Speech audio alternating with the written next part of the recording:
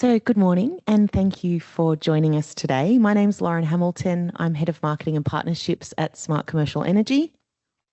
I'd like to begin by paying my respects to the traditional custodians of the land on which we meet today, the Gadigal people of the Eora Nation.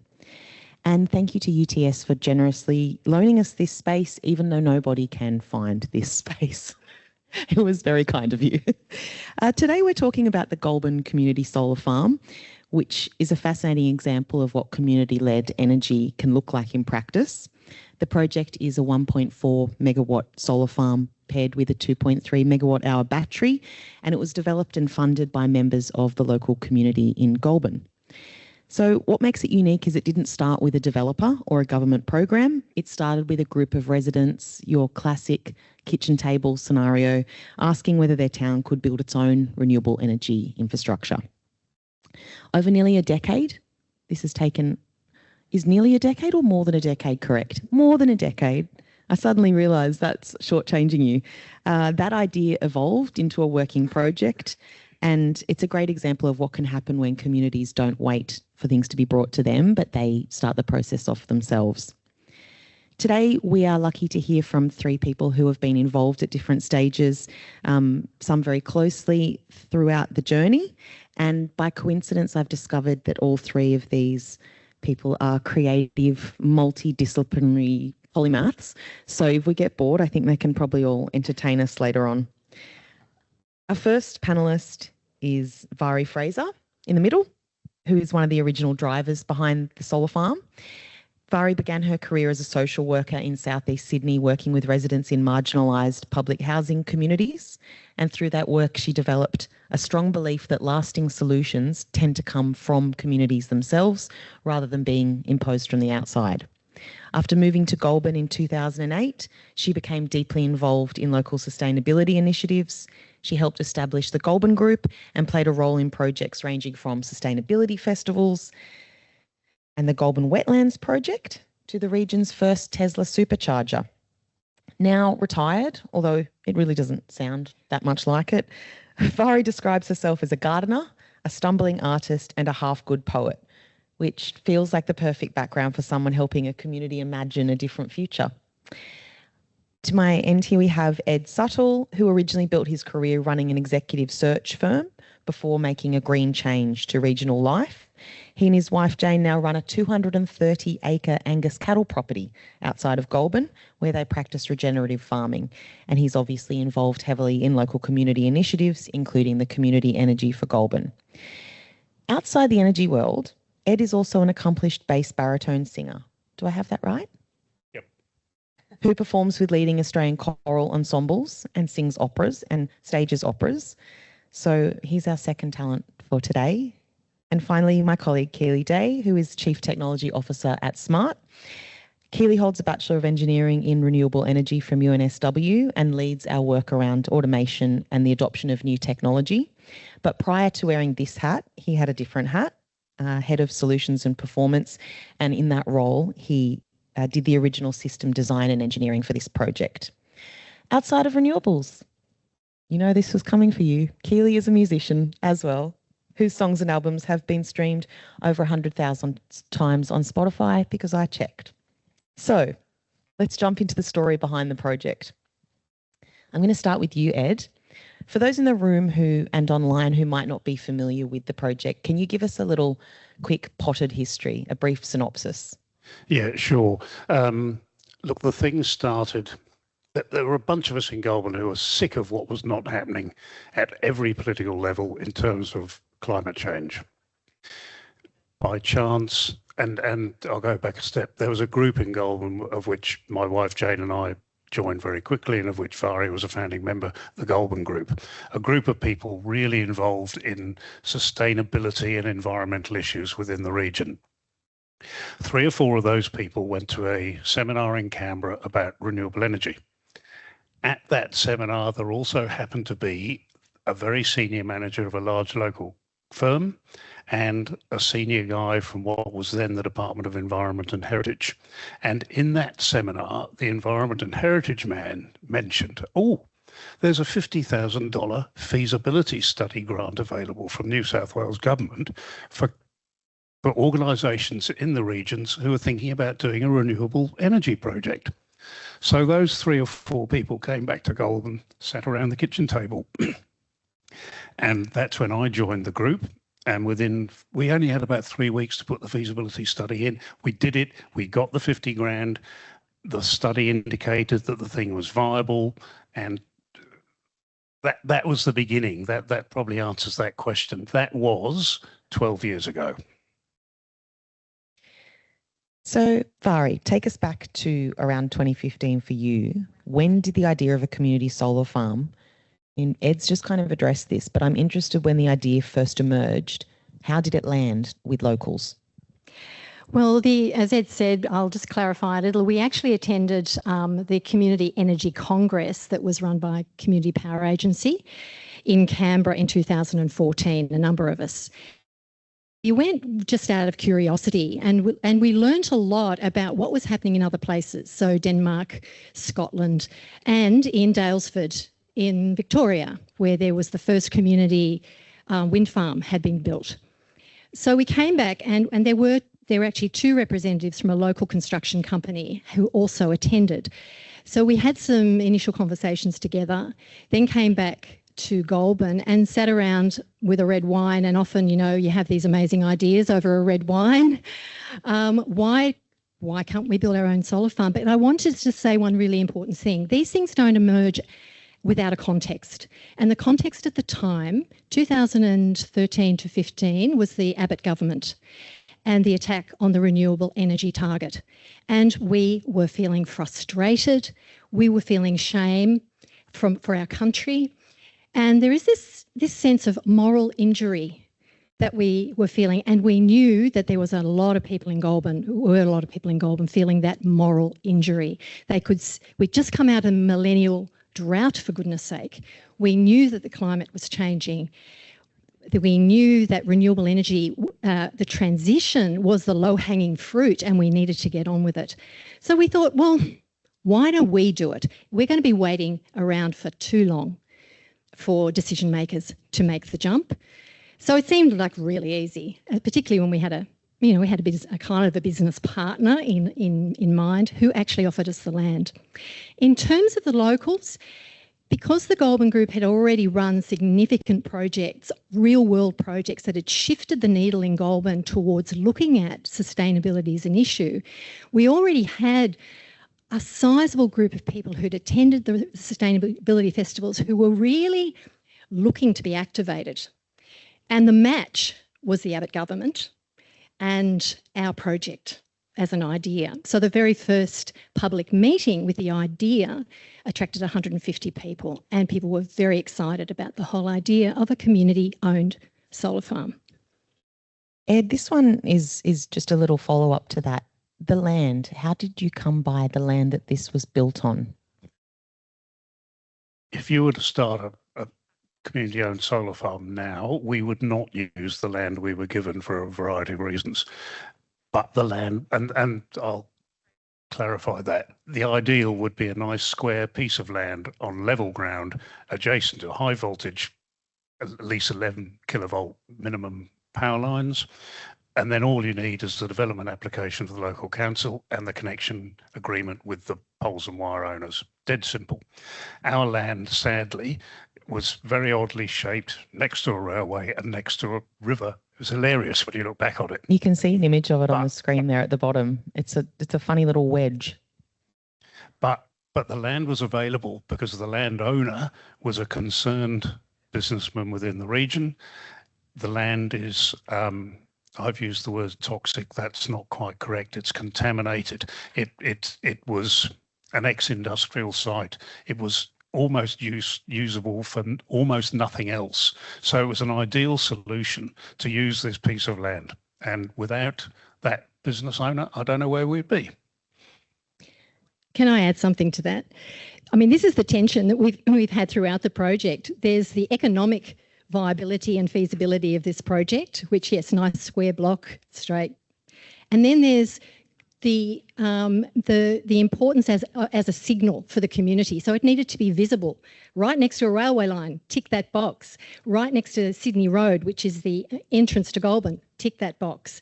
So this is what we've had to manage all the way through, is the importance of the community side of the story as well as the economic viability. The visibility as well as the practical matters.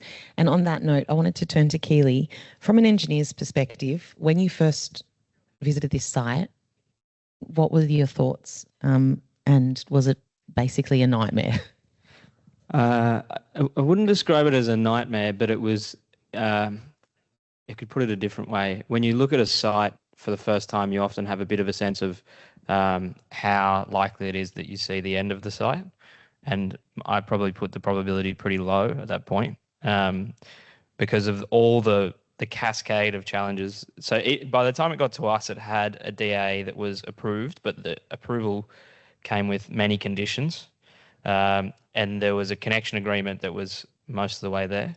The challenges that the checklist of challenges that it was facing at that point were long enough that it looked like there was a lot of ways this could fall over, which, it's proven now that it didn't, but it looked to my expert eye at that point that it was a high probability. And how long ago is this? Just to give people an idea of the scale of this time frame, how long have you on and off been working on this project? I don't know the exact date, but I think it was in 2020 that it first came across my desk, which I think lines up with the timeline that these guys have described.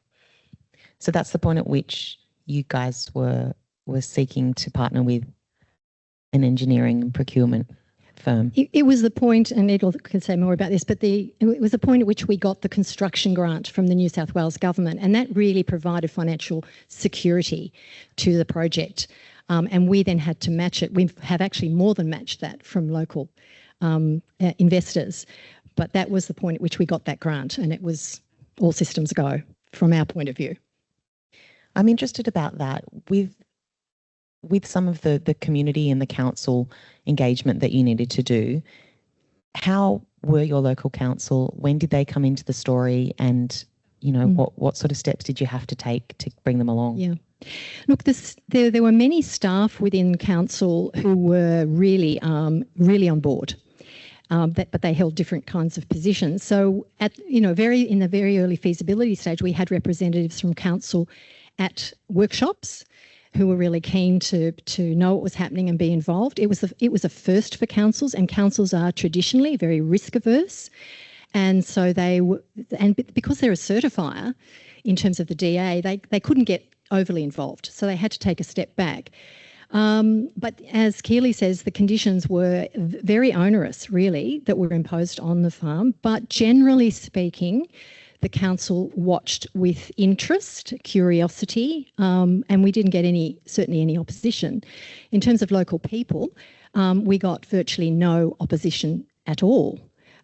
We suspect there were at times political interference via media, but by and large, certainly when we door knocked the neighbours of the site, we had no opposition at all, and every single public meeting, of which there were many, were packed with supporters.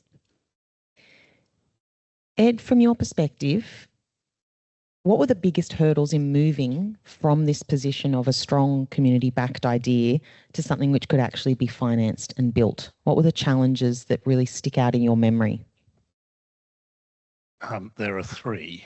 The first is what we didn't understand was how difficult it was going to be dealing with the various federal, state, local and other regulatory bodies.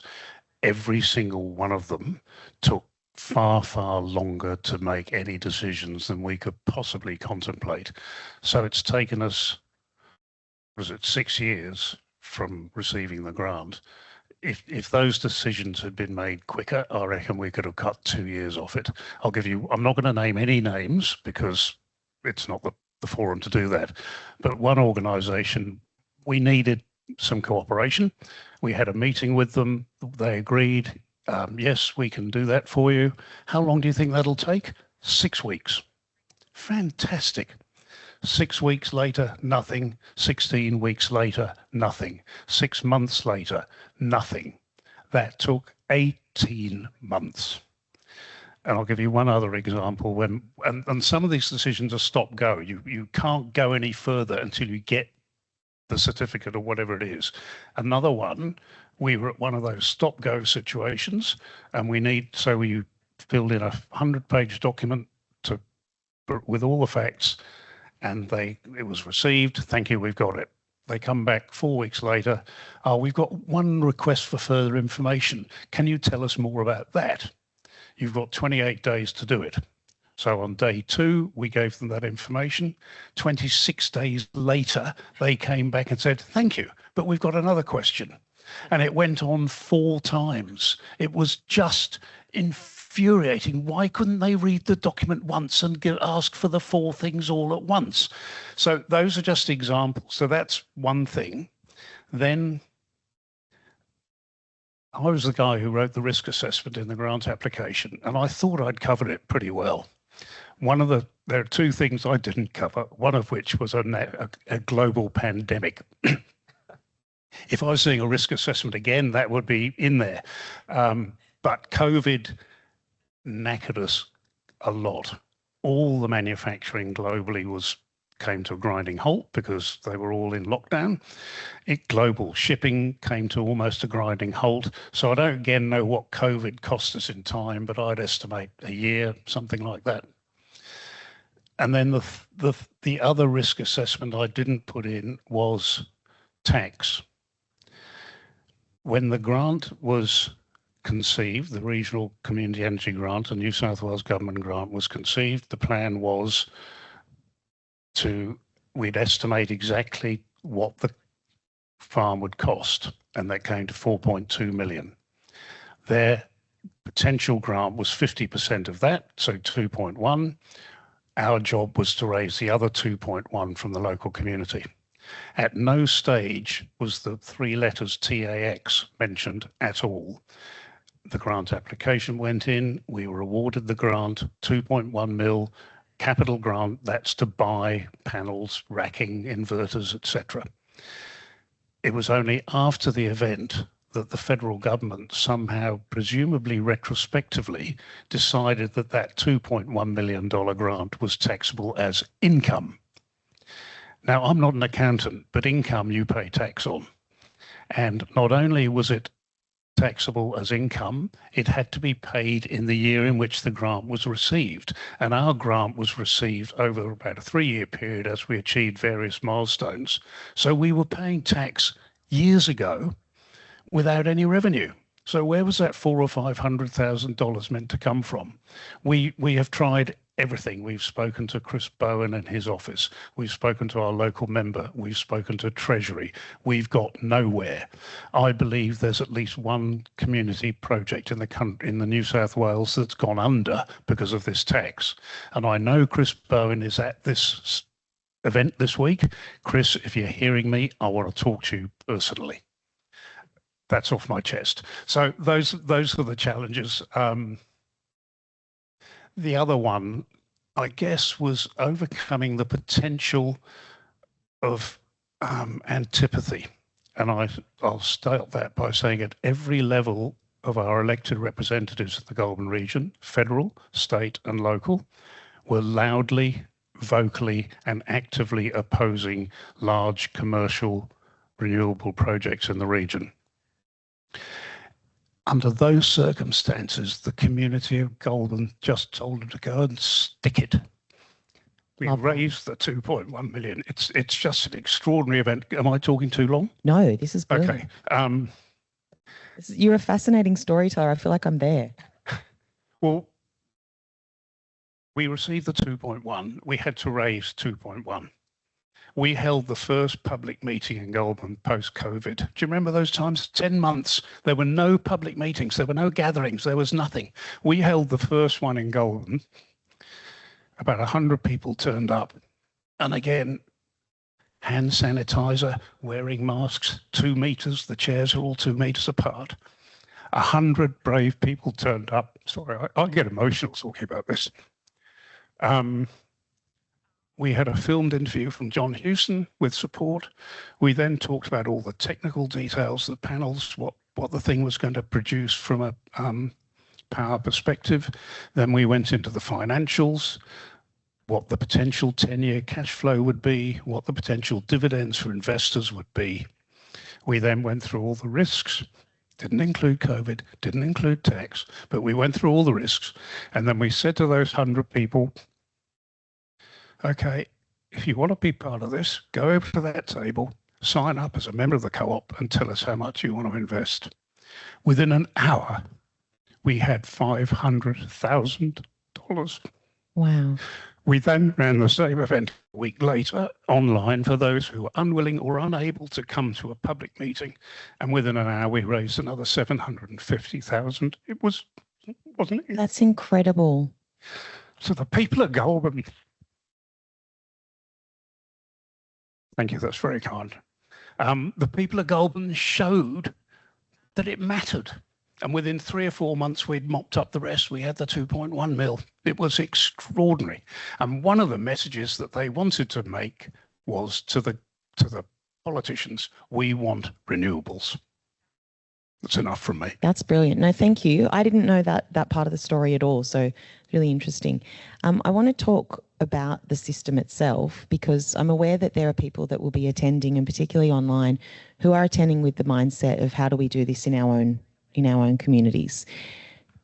This is a small system really in the scheme of things, isn't it? Can you talk us through what the components are, what it contains, and where it sort of fits in the scheme of what Smart build and other similar community farms? Yeah, so it's a large system certainly for a community group to build and fund. The scale of the infrastructure and the cost of the infrastructure is quite high. But when you look at it as a solar farm on its own, that's in front of the meter connected directly to the HV network, it's actually very small.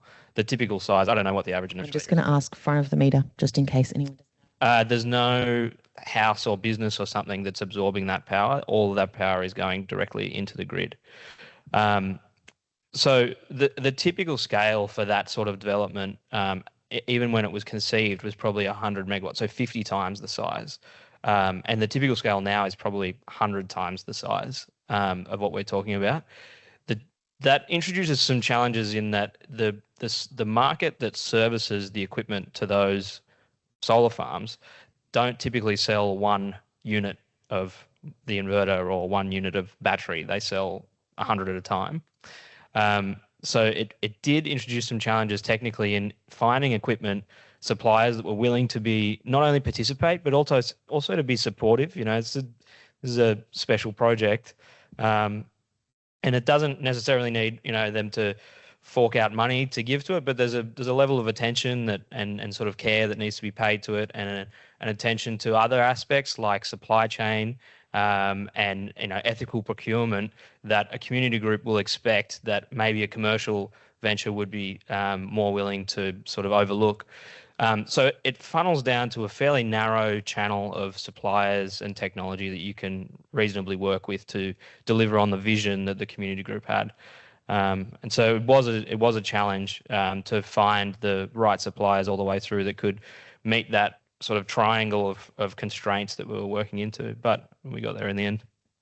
Talk us through the trackers that we've used. They're not trackers. The racking. The racking. Yeah. Talk us through and I don't mind if you name the supplier. Yeah, more than happy. Go ahead. It's not the ABC. In the end, where we came to after several years of iteration, but where we ended up was Trina Solar were willing to put together a package on racking, panels, and the battery, and support the project in a pretty holistic way. Actually, the sort of commercial value that they assigned to those as a bundle was very attractive, and I think brought more viability to the project than what we could have otherwise achieved.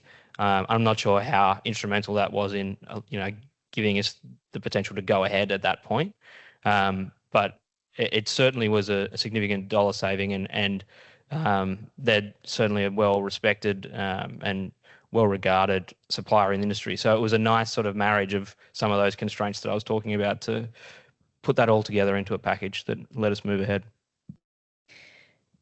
I'm going to go back to you, Mhairi. Thank you. Was on the topic of community groups, can you talk us through the work you did with capturing this process? Because as I mentioned, there's value obviously in the system and the project itself, but there's also a kind of halo effect or a ripple effect of value where it inspires and instructs other community groups in a bit of a blueprint way. So how have you captured that to make sure that all of this learning is contained? Look, it was something that we started right at the beginning.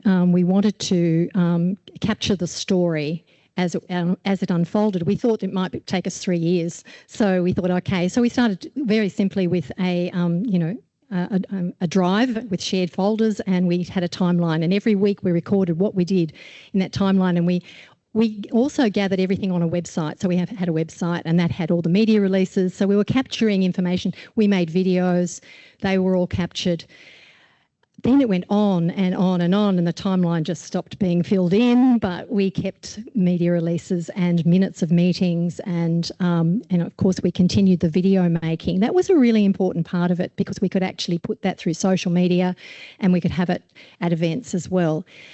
The real challenge, there were two challenges or two reasons why capturing the story was important. One was to make sure we told it. Because as the project went on, different stakeholders got involved and they wanted to own parts of the story in their own way. And I think it's important to have different perspectives on a story. That is really crucial. But we wanted to really maintain the community aspect of the story. So as part of the construction grant, we were required to do a knowledge sharing document. It was extremely detailed. It was extraordinarily difficult, but we fought tooth and nail to write it as a love story. So we called it From Kitchen Table to Solar Farm, a Love Story, and we wrote it as a love story, and it was rejected by the department with the threat that if we did not write it in their terms, we would lose $20,000 of the grant, and the whole grant may be in jeopardy. So we just decided to stare them down, and we did accommodate. We did, of course, include the technicals, and we included a lot of financials, which they really wanted. We maintained the warts and all story, where we did identify where there are systemic problems to overcome that land with decision makers, that are blocks in the road. They're really blocks in the road for future community groups, and we named them. And we said we're not going to change it, and it was really 5 minutes to midnight, it was signed off. So our story is our story, and we're opening the solar farm in 2 weeks' time, and we also want to make sure we tell our story there. So we're having a videographer, and we're going to do a lot of interviews with stakeholders and members of the co-op. So that'll be the final chapter. Wonderful. And speaking of stakeholders, I'm going to throw this one over to you, Ed. Can you explain who was involved? I know there's dozens of organisations, but the key people and organisations that were involved throughout the project in bringing it to this point. Oh, wow. Yes, I'm on. That's a really hard question, because there were so many. And we started this way before the grant we started this in about 2014, whatever that year was, Mhairi. We were on our own, and by 2018, we were ready to go. We had 3 companies, 2 international organisations, 1 an Australian organisation. All 3 were willing, and we'd researched panels and inverters and transformers. We knew exactly what everything was going to cost. These 3 companies all wanted to build it for us. We ended up going with the Australian company for sort of the obvious reasons. We had a memorandum of understanding ready, and we had draft contracts ready. To get to that stage, and I'll come back to that in a minute, we had no money, none. We had that $50,000 feasibility study, and then we were on our own. No money. We had to do draft designs. We had to. It was the amount of stuff we had to do was extraordinary, and a lot of it was done with the assistance of the community within the sector. So, what's it? Community? What's that called? Thank you. Community Power Agency were fantastic. There were people in there giving us financial advice. There was an organisation in Canberra, ITP, who gratis were giving us design work. We knew nothing. How are we going to design a solar farm? These guys were doing it. I guess in the hope in the end of getting the gig, but the advice and assistance we got from this community within the sector was extraordinary. However, we needed money. All of us on the committee were in loans, unsecured loans. We had absolutely no potential hope of getting it back. And then in the middle of that, we had one of the local community come to us and said, "How are you going?" We said, "Oh, we're getting there. Would some money help?" Yes. This couple said, "Okay, here's 10 grand. And we went, "That's staggeringly generous, but we cannot guarantee you'll get it back. This is an unsecured loan. If the thing's built, we'll give you shares worth 10 grand plus 20% bonus or something, but we cannot guarantee you'll get it back." And they went, "We don't care, build it." So the support we got, to answer your question, was extraordinary. But to go back to the 2018, we were within weeks of signing a contract when you talked about the Abbott era. That was the Turnbull era. And then a man called Morrison kicked him out. And within days, the renewable energy targets had gone. The whole environment disappeared. And there was no way in which we could go to our community to try and raise whatever that money was then, because we didn't know what the cash flows would be. We had, in that environment, investment in renewables collapsed. So that's when SMART came into it, when we eventually got the grant. And from then on, the connections changed. A company called Como Energy came to us as Jonathan Prendergast, who's well connected within UTS, and his partner, Gerald Aarons, had formed a company with one of the aims of which was to assist community organisations like us. And they came to said, "Can we help?" And we went, "Well, I don't know, can you? If so, how?" Well, they told us how, and then the grant came up and away we went. And after that, it was Gerald and Jonathan providing all the development advice in conjunction with SMART, our eventually chosen EPC, that's engineering, procurement and construction company, the ones who actually built it.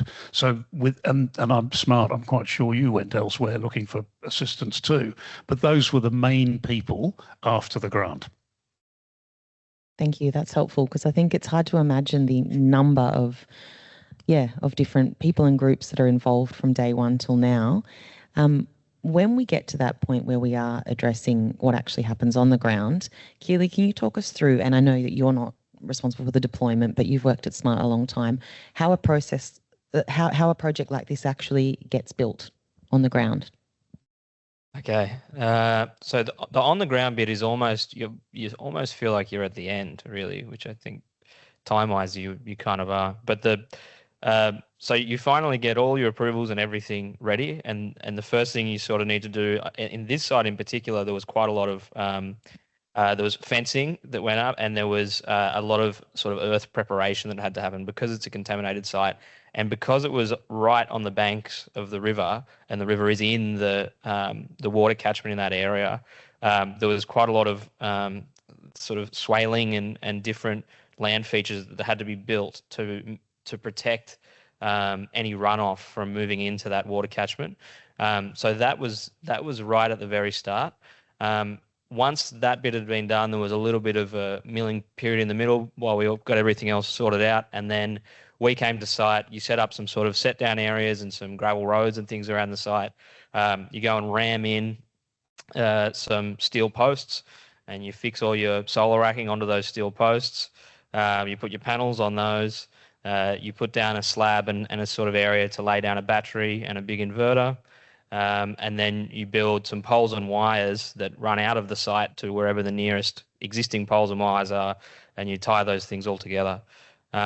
So it sounds pretty simple, but in amongst every step of that, there is a complication, or 10. So it turns into quite an ordeal over time. But like I said, the ordeal of the construction it actually pales to insignificance against the ordeal of getting to the point of construction for these sorts of assets. But Kealy, can I say, I mean, for 10 years, that site was dirt, weeds, and nothing. And so within 6 months, it's covered in panels, inverters, wiring. It's the like most magic. Fantastic change. Thank you. Mhairi, you looked like you wanted to add something before as well. Yeah, I from a community perspective, I think there was some disquiet really early on in the project about, well, how does a community group work with business? For those in the Goulburn group, the initiators who had been business people, there wasn't that concern, but we really had to think that one through. We had to think through what is the definition of community, and what we ended up having was a community includes business. And so we worked very hard at spreading that circle of relationships to include business partners. And I think we did that really effectively. And we always chose business partners where there was a moral or ethical alignment. And that sometimes took us a bit longer, but, Smart Commercial really, they really lined up that way, and so did every other partner. And so everybody then has a sense of goodwill towards the project. They want it to succeed because of the moral component. It's not just the financial component. And can I add to that? We ended up with 380 members or investors, 80% of whom live within the postcode of Goulburn. We raised that money, as I said, in December 2020. It's a bloody long time ago. So these people have been staggeringly patient. Out of those 380, one has wanted his money back. Only one. It's an amazing community in which we live, isn't it? It really is. It's an astounding story. And just one other shout out is CAWSYD Energy. So Absolutely. A community group that does want to proceed with a community energy project has to have a development partner with integrity and who really know the game. And we just could not have lucked out more with Jonathan and with Gerald, and the support they've offered above and beyond what they're going to get out of it financially has been extraordinary. So thanks to them. It sounds like a labour of love for everybody included. Yeah, and I think that you describing your summary of it as a love story is beautiful, and it really does speak to it, because a project like this doesn't happen because it makes money or because it, ticks risk boxes and things like that. It happens because people are really devoted to that ideal and bringing it to life. So if somebody can tell me the time, I think we might take some questions now. This question from Eleanor at Community Power Agency was, what are the key learnings around efficiencies for other groups in their incubator program looking to sort of replicate the success of this project? Why not start? When are you doing one each? Tax. You need you need a group of people who are stunningly committed, unbelievably patient. They need not be experts in the field. I mean, we had no expertise at all. Peter Fraser, as far as husband, and I've worked very closely on this. He described us as a bunch of fuckwits who know nothing about solar. And he's not very wrong. We know a bit more now, but that's where we started. But you need commitment, patience, willingness to go out and ask for advice, etc., etc. But without that core group, that's not going to happen. So it's talking about leadership. I totally confirm what he said. The other thing is, don't underestimate the need to build community buy-in first. Don't just come up with a great idea and then do your community work. Work on the community connections and the connectedness around sustainability and community energy, or whatever the project is. Really bring that in through, and it doesn't have to be direct, it can be indirect. It can be through festivals, it can be through speaker events, it can be through library events, but just start to galvanise people around the idea of aspiration, and then a project will be the catalyst for them to act. Yeah, and I could add to that. I know of at least one community organisation similar to ours who did what Mhairi says not to do, came up with the concept, and then went to the community and they needed to raise X, they got nowhere near it. We are the only community-owned renewable project in New South Wales which is 100% owned. All of the rest are borrowing, and heavily. So, and I think that's a result of that lack of long-term community engagement. Thank you. And Kealy, from a technical and practical perspective, efficiencies that you could recommend to another community group looking to do something similar? Ed touched on it earlier.